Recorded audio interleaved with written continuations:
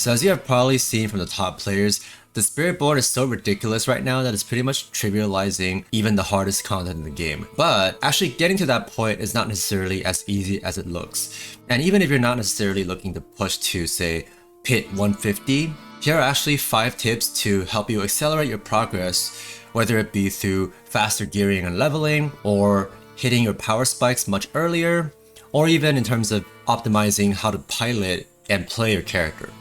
And with that, on to tip number 1, and this is actually something that upon fixing it, allowed me to really much more comfortably farm Torment 4 and actually get into Torment 4 up from Torment 3. So this tip involves optimizing your resource generation around the Rod of Capuleke unique item, which a lot of the top Spiritborn builds such as the infamous Crow Volley build are running. So as you can see from the item's description, whenever you have maximum vigor, your core skills will then consume all of your vigor. So if it's not maximum, or if your resource isn't at maximum, you won't consume any resource at all. But once it is, you actually deal a lot more damage, have an increased size on your ability or your core skill, and also spend all of that resource as well, right? So what you really want to do to optimize this is to make sure you have enough resource generation to be able to top your vigor off constantly to, again, constantly trigger this effect, which will indeed massively boost your damage. And with that, one of the biggest mistakes that people make, especially when progressing, is not prioritizing their resource to optimize for this unique. So in essence, they'll be casting a lot of, say, quill volleys, but their vigor will not be capped, which will not allow them to then utilize this effect. But not only that, whenever you spend your resources, you'll also typically be proccing the Druid's Earthen Bulwark combined with the rune that activates whenever you spend more resource, right? So that'll actually help with your survivability as well by giving you a lot more constant barrier generation. And once you combine that with the second rune word, which is increasing your maximum health whenever you cast a skill from another class, that is yet another layer of synergy that makes it such an important thing to have.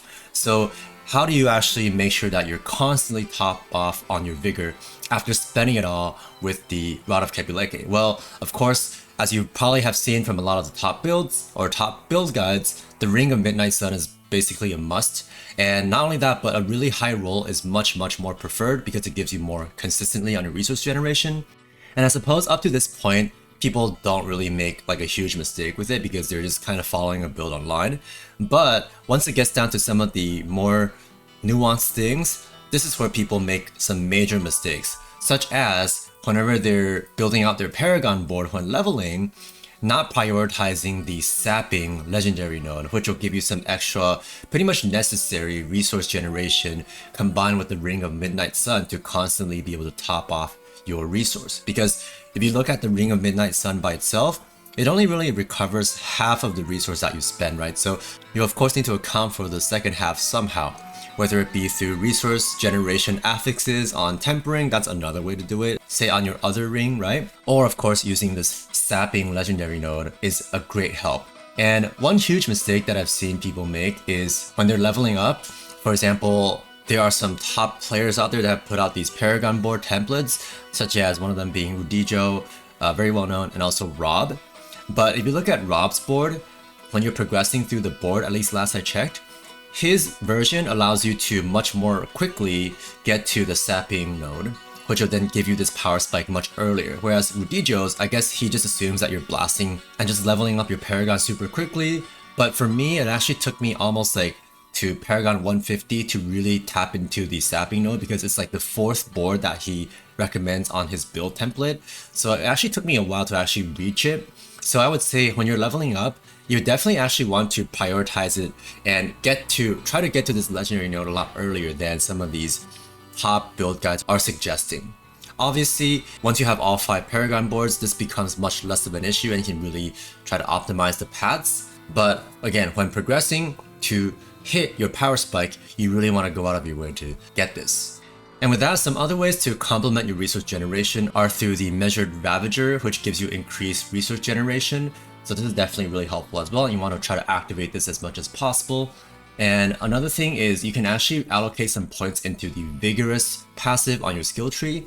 Again, this is a common mistake to not do, especially when progressing, because a lot of the mythic geared like top build templates will actually only have 1 point into Vigorous because they frankly don't need it because they have really high rolls on other parts of their gear and so forth and on their Paragon board. But if you're not at that stage yet, you want to actually go out of your way to putting extra points into Vigorous to be able to ensure that you're constantly topping off your resource, right? Only after you're able to do that can you start taking points out of Vigorous and into some other places like the Hunter, the Ultimate. Next, I just want to briefly touch on survivability, especially in World Tier 4. So of course, as you progress up the Torment tiers, you'll have like a resistance and armor penalty. And typically what people want to do is to try to have armor cap and also resistance cap, right? And while it is a good thing to do if you can, you also don't necessarily have to absolutely cap it out at World Tier 4. As long as you have enough barrier generation from the aforementioned tip by being able to cast multiple earthen bulwarks by spending your resources constantly, and also if you stack max health with like the latest Quill Volley meta where you're actually stacking barrier generation affixes on your gear as well as like maximum health, if you have a lot of that as well, that can definitely complement your survivability if you don't have some of the other things like really shored up, right?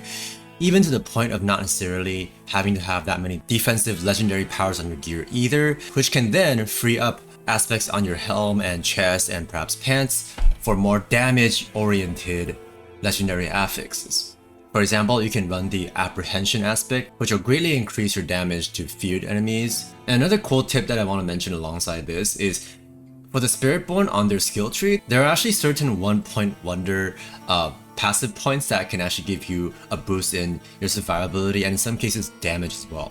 One of the notable ones is counterattack. So you actually can spec into counterattack to give you passive dodge chance and also like the secondary like retaliation, but that's less important. But you can actually get this passive just by putting a point into it, and you don't even have to have it on your skill bar. And not only that, but reinforced counterattack, which is like the enhancement, will also be granted to you to give you increased critical strike damage.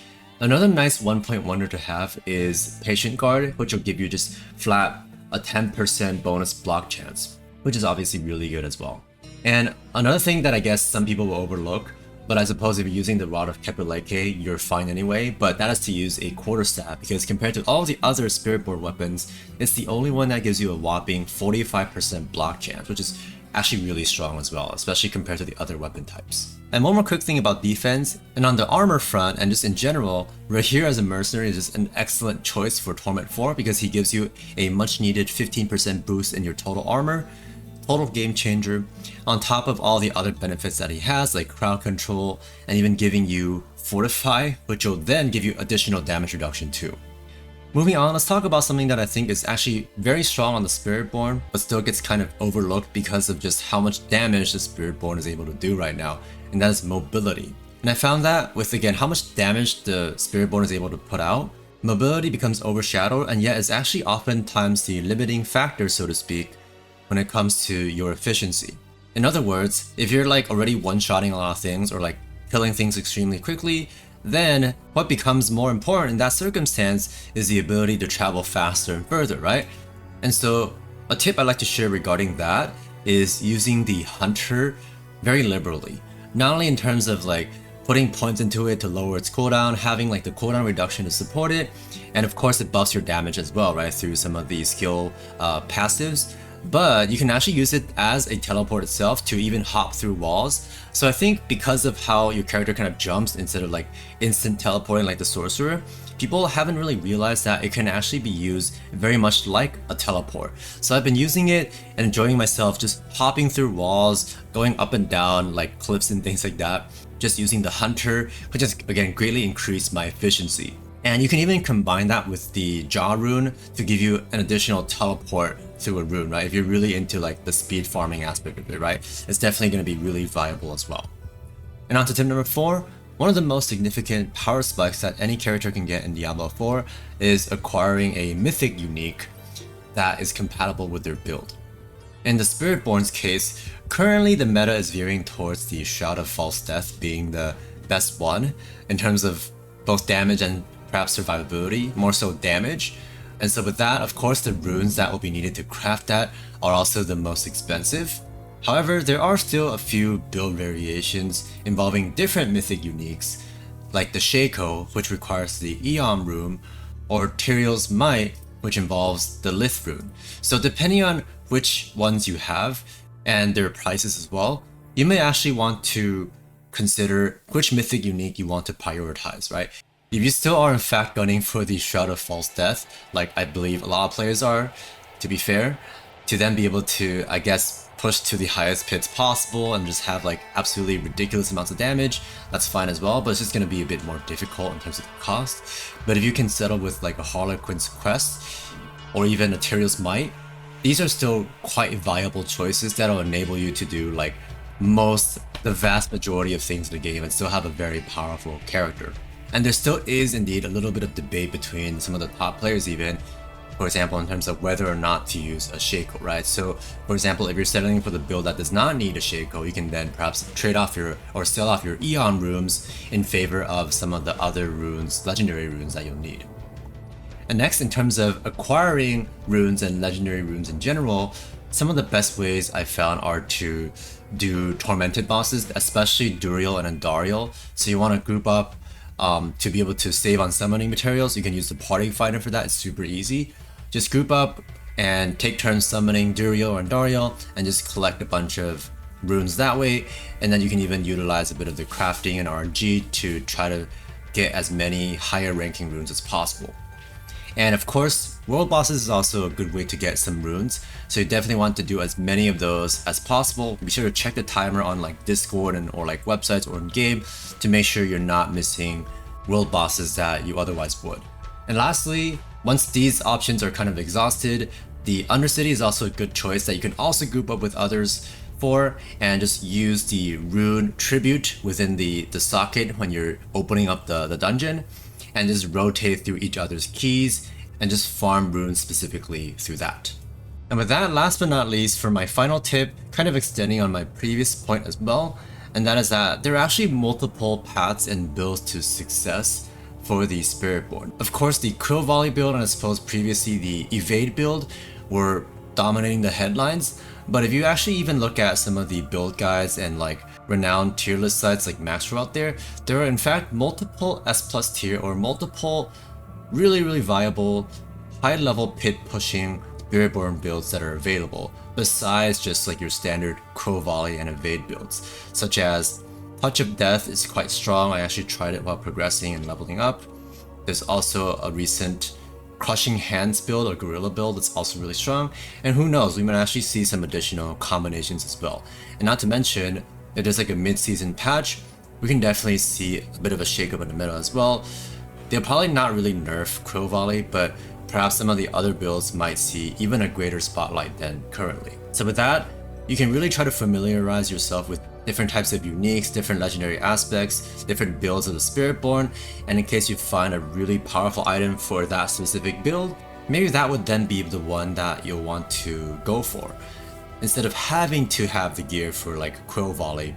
Or say if you're still going to be playing Quill Volley, you can then better identify some of the other viable pieces for other builds to be able to say trade them off for the things that you need. And of course, connected to my previous point, the runes that you'll need for your given build, you want to pay attention to as well, and perhaps be able to sell off some of the valuable runes for other builds to better optimize your progression. And those are some largely overlooked Spiritborn tips to help you not only progress faster, but also play more effectively. Now let me know in the comment section below whether you have anything to add, and I'll definitely reply to each and every comment. Thank you so much for watching, consider subscribing to my channel for more, and with that I will catch you in the next one. Peace.